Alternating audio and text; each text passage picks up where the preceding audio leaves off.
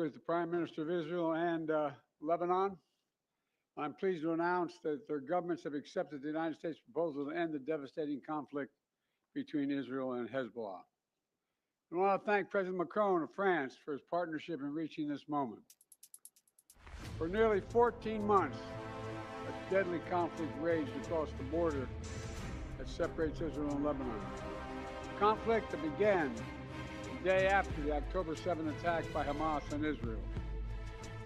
Hours later, at 2 a.m. in the morning, Hezbollah and other terrorist organizations backed by Iran attacked Israel in support of Hamas.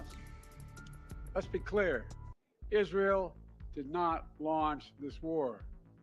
The Lebanese people did not seek that war either, nor did the United States.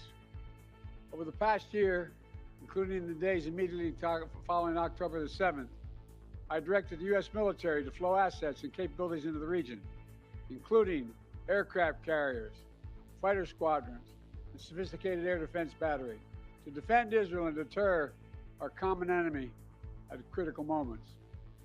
Since the war with Hezbollah began, over 70,000 Israelis have been forced to live as refugees in their own country, helplessly watching their homes, their businesses, their communities as they're bombarded and destroyed. And over 300,000 Lebanese people have also been forced to live as refugees in their own country. And a war imposed on them by Hezbollah. All told, this has been the deadliest conflict between Israel and Hezbollah in decades. How many of Hezbollah's senior leaders are dead, including its longtime leader, Nasrallah? And Israel has destroyed Hezbollah's terrorist infrastructure in southern Lebanon as well, including miles of sophisticated tunnels, which were prepared for an October 7th style terrorist attack in northern Israel. But lasting security for the people of Israel and Lebanon cannot be achieved only on the battlefield. And that's why I directed my team to work with the governments of Israel and Lebanon to forge a ceasefire, to bring the conflict between Israel and Hezbollah to a close. Under the deal reached today, effective at 4 a.m. tomorrow local time, the fighting across the Lebanese-Israeli border will end. This is designed to be a permanent cessation of hostilities.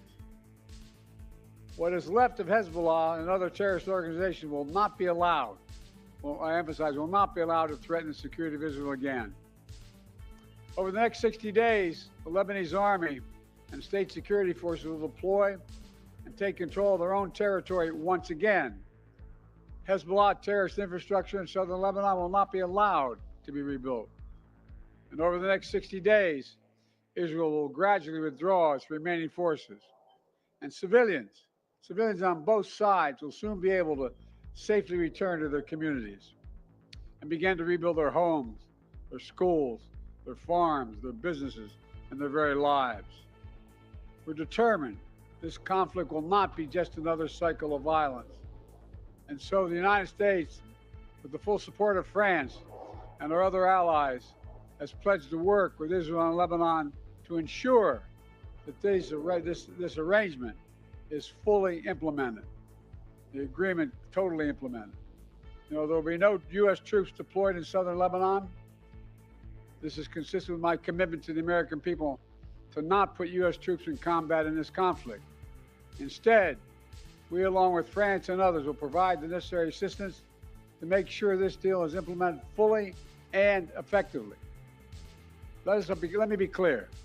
If Hezbollah or anyone else breaks the deal and poses a direct threat to Israel, then Israel retains the right to self-defense consistent with international law, just like any country when facing a terrorist group pledged to that country's destruction.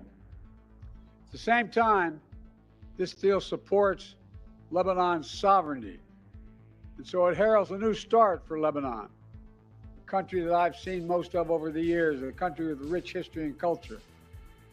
If fully implemented, this deal can put Lebanon on a path toward a future that's worthy of a significant past. Just as the Lebanese people deserve a future of security and prosperity, so do the people of Gaza. They too deserve an end to the fighting and displacement. People of Gaza have been through hell. Their world's absolutely shattered. Far too many civilians in Gaza have suffered, far too much.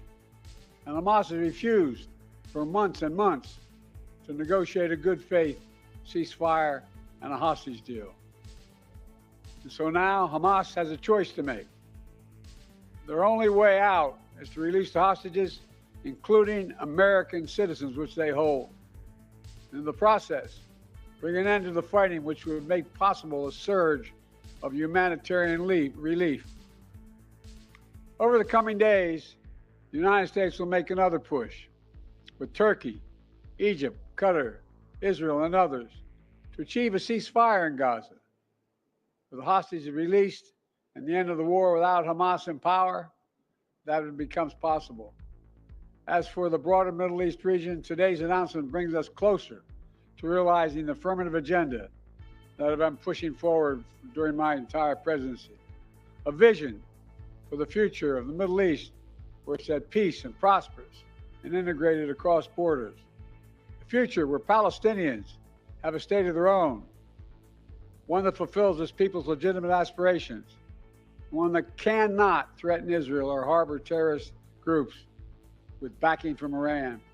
A future where Israelis and Palestinians enjoy equal measures of security, prosperity, and yes, dignity. To that end, the United States remains prepared to conclude a set of historic deals with Saudi Arabia, to include a security pact and economic assurances, together with a credible pathway for establishing a Palestinian state and the full normalization of relations between Saudi Arabia and Israel, a desire they both have. I believe this agenda remains possible, and in my remaining time in office, I'll work tirelessly to advance this vision for an integrated, secure, and prosperous region, all of which strengthens America's national security. Getting all this done will require making some hard choices. Israel has been bold on the battlefield. Iran and its proxies have paid a very heavy price. Now Israel must be bold in turning tactical gains against Iran and its proxies into a coherent strategy that secure Israel's long-term safety and advances a broader peace and prosperity in the region. Today's announcement is a critical step in advancing that vision. And so I applaud the crazy decision made by the leaders of Lebanon and Israel to end the violence. It reminds us that peace is possible. Say that again, peace is possible. As long as that is the case, I will not for a single moment stop working to achieve it. God bless you all. I'm sorry to keep you waiting so long. May God protect our troops. Thank you.